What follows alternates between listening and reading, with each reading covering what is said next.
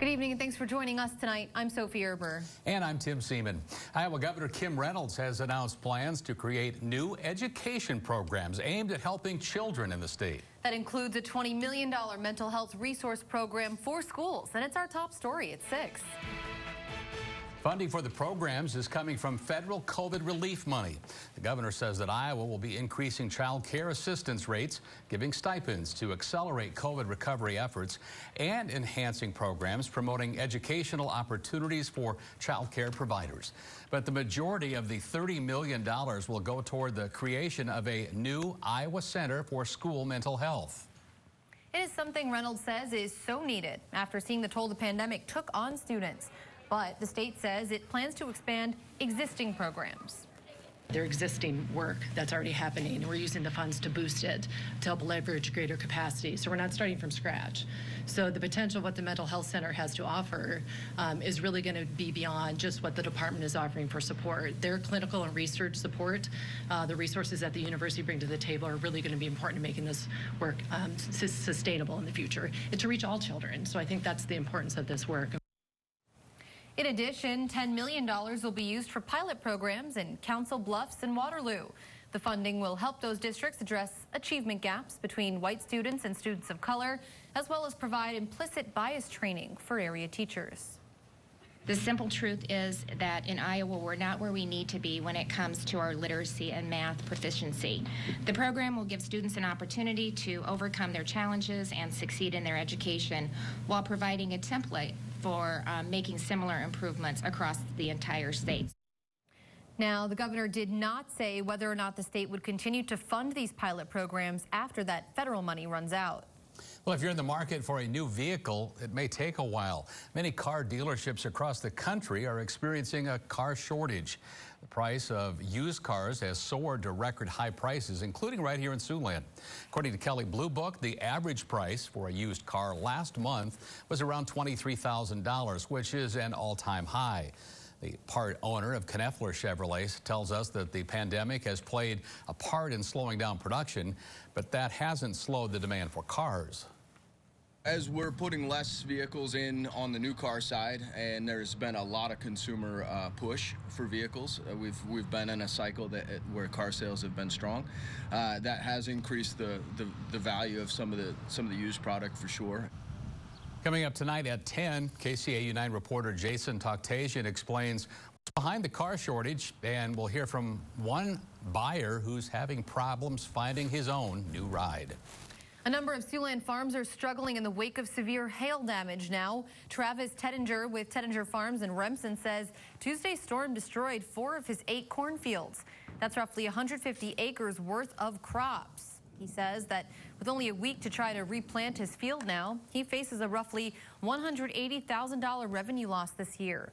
We'll hear more from Tettinger on what lies ahead for his crops and how the storm damage could also impact his cattle. That's, again, coming up tonight at 10. Not good. Sunshine out there. Looks, weather doesn't look to be a problem today. Right. A different story just some 24 hours ago, though. Yeah, it moved through very quickly and then moved out just as quickly, Scott. Yeah, it's been a hot one out there today, Tim and Sophie. We are on the watch for some additional thunderstorms to happen as we go through tonight, especially for points in northeast Nebraska. That's where you can see that we do have an enhanced risk inside of that orange color on your screen. So we're talking about areas near Norfolk with the best opportunity for severe thunderstorms to happen. A severe thunderstorm watch has been put out for Holt and Boyd counties. That goes through 11 o'clock tonight. As we look at the radar picture now, you can see that things are quiet close to home, but starting to spark up further off to the west. We do have some severe thunderstorms west of O'Neill near Ainsworth. We'll have more information on this storm chance, what we could see out of it, and some more rain coming tomorrow and Friday. Of course, we need it, and we'll have more information again coming up in the 9 on 9 forecast. Sophie? Thanks, Scott.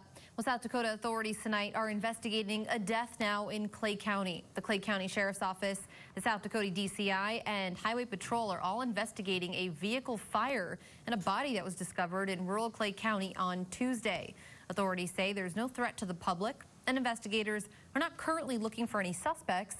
KCAU 9 is following this developing story. February's extreme cold strained power grids across the nation. Now, South Sioux City, Nebraska is sorting through the fallout. The city currently considering its options for recovering utility funds lost during the 2020 polar vortex.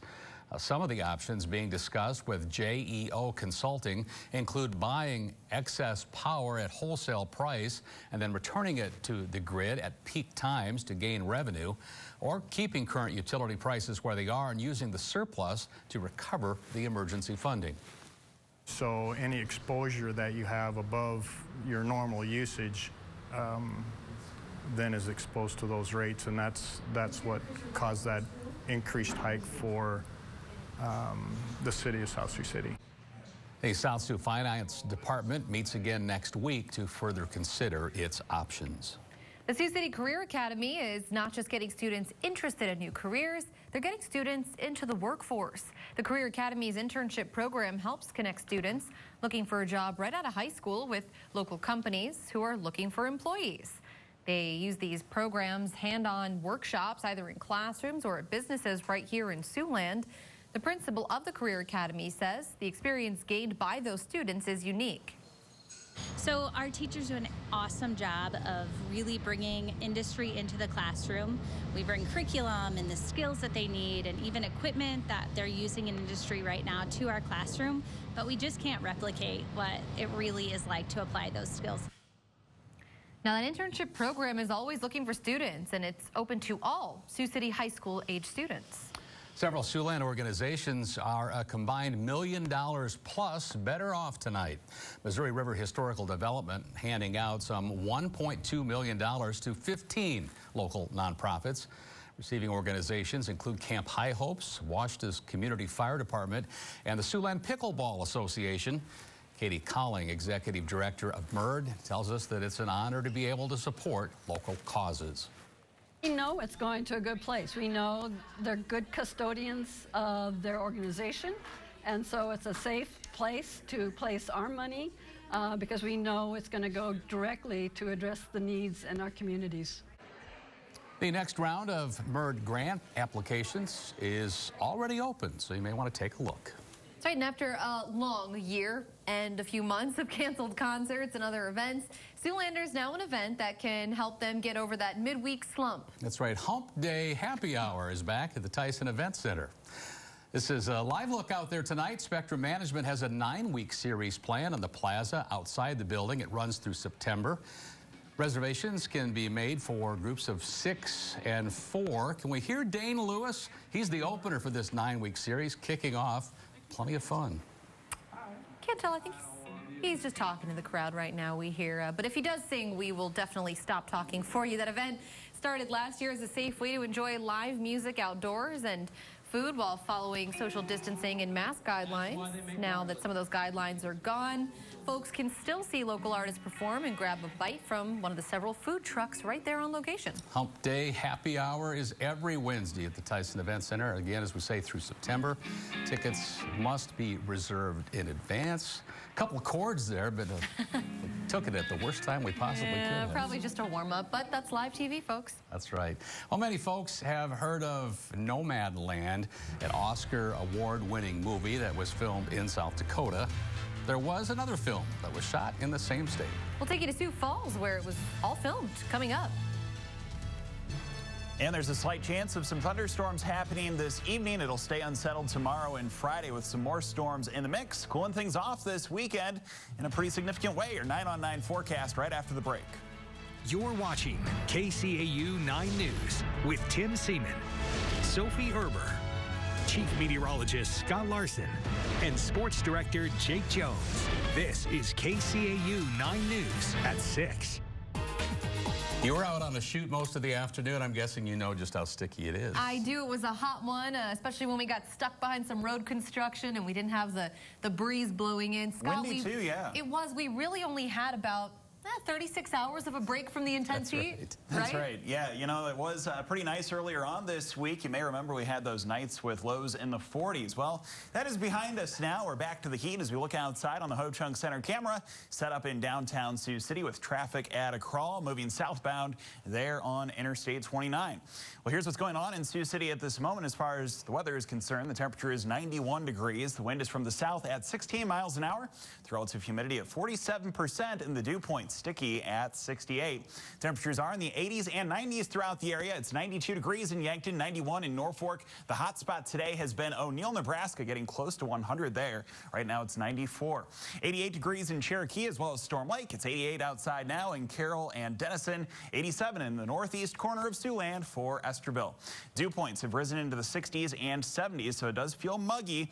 And the heat index values now, you can see that those range between 90 and 100 degrees. So it is a hot one. Make sure the break from the heat here.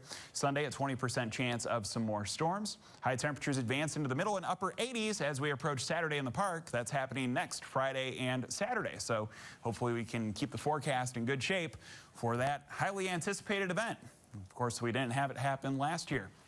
Well, here's what it looked like outside in Kingsley, Iowa last night with the passage of that severe storm, dropping some hailstones as large as golf balls in diameter. Kimberly Combs snapped this picture in Kingsley. You can see the ground just covered in all of that hail and pretty deep. It almost looks like snow. And then as that was melting, it produced some dense fog. So a pretty wild situation occurred there south of Remsen around Kingsley and Pearson. If you have a picture that you want to share with everybody, make sure to go to our website, SiouxlandProud.com. Yeah, really cool scene there. It was cool if you didn't lose your crop, I guess. Cool, but yeah, damaging for sure, too. Yeah, no doubt about that. Thanks. Well, Sioux Falls hosted their very first screening of a feature film that was actually shot there in town. That's right. How the filmmaker is feeling about the big documentary debut. We'll have it for you next. Sioux Falls moviegoers had a chance to see the acclaimed documentary Our Towns for the very first time ever in a theater. And the filmmaker is returning to Sioux Falls to share the screening of their film. Perry Groton takes us to that premiere. My dad told me, and the people who brought Our Towns to the small screen are getting their first look at the documentary on the big screen. I mean, you start to see things, little details in the pictures that you've never seen before, but also when you see it with an audience and you feel their emotional response to it, that's really one of the most gratifying things for filmmakers. Our Towns profiles 8 communities across the United States, including Sioux Falls. The authors of the book, which inspired the movie, say Sioux Falls was a natural fit to host its debut in theaters. Sioux Falls loomed large in our book. It was sort of the first place, so it was where the book actually kicks off with our visit to Sioux Falls.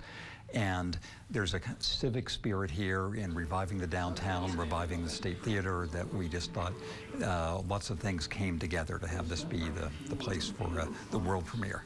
The people behind this film project want to convey their gratitude to the people of Sioux Falls during tonight's screening. Thank you for letting us come to Sioux Falls and being so cooperative. I mean, people were wonderful to us. There was nobody that didn't try to help us. The last time the group was in Sioux Falls was 2 years ago when they were filming the documentary here. They say Sioux Falls is still showing the vibrancy they captured on camera and are now sharing in theaters across the country. Switch gears now. KCAU 9 Sports Director Jake Jones joins us. Jake, what do you have tonight? Well, I'll tell you guys, the X is riding a hot streak, 4-game win streak, and getting some help from Omaha today. Plus, Iowa getting their summer workouts rolling and talking about a very timely subject. More on that coming up next in sports. Scherzer is also almost stripped down last night. He was challenged by the umpires. There's going to be three times, I think. Yeah, there's going to be someone who just goes like shirt up at one point. Yeah, that might have been a little unnecessary, but funny. Great for TV. Thanks, Jake. We check in for one final forecast. First, let's take you outside right now on this warm night in Siouxland. Sticky one throughout the afternoon. It feels like one of those nights when you could build up some possible storms like we had just a night ago. Right. Yeah, and that is the situation for tonight, especially in northeast Nebraska. So make sure to stay alert to changing conditions. Download the KCAU 9 app. You can see that we have some more storm chances as cooler air settles in for the weekend. Highs right around 80 degrees on Friday, Saturday, and Sunday. All right, be safe out there. We hope you'll join us again here at 10. Until then, have a great evening, everyone. Good night for now.